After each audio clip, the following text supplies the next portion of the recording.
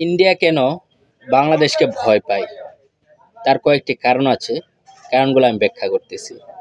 ১৯৬৫ সালে যখন ভারত পাকিস্তান যুদ্ধ হয়েছিল, তখন ইন্ডিয়ার সেনাবাহিনীর একজন কর্মকর্তা বলছিল যে সকালে আমরা লাহোর গিয়ে নাস্তা করব।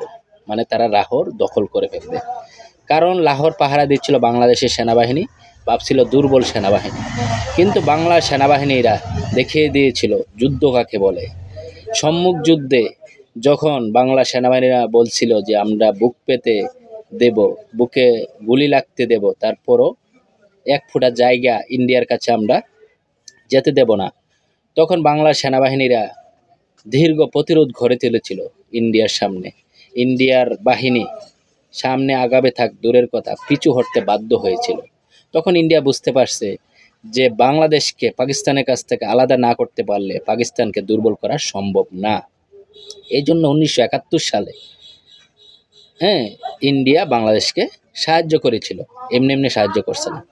তখন ১৯৭১ সালেও একজন সেনাবাহিনীর কর্মকর্তা বলছিল ইন্ডিয়ার যে আমরা বাংলাদেশের সাথে ছিলাম ঠিক আছে, কিন্তু বাংলাদেশের মুক্তিবাহিনী এরকমভাবে যুদ্ধ করছিল, মনে হয়েছিল যে একদল উম্মাদ যুদ্ধ করতেছে, যাদের কোনো মৃত্যু ভয় নেই। সামনে কে আছে কোনো চিন্তা না করে যুদ্ধে ঝাঁপিয়ে পড়ছে। আমরা শুধু তাদের যুদ্ধ তাকিয়ে তাকিয়ে দেখতেছিলাম। তো তারা যে দেশপ্রেম ভালোবাসা এতটা গভীরভাবে তৈরি হয়েছিল, আমরা শুধু তা তাকিয়েছিলাম। তো এই জন্য ১৯৭১ সালে বাংলাদেশ যুদ্ধে জয়লাভ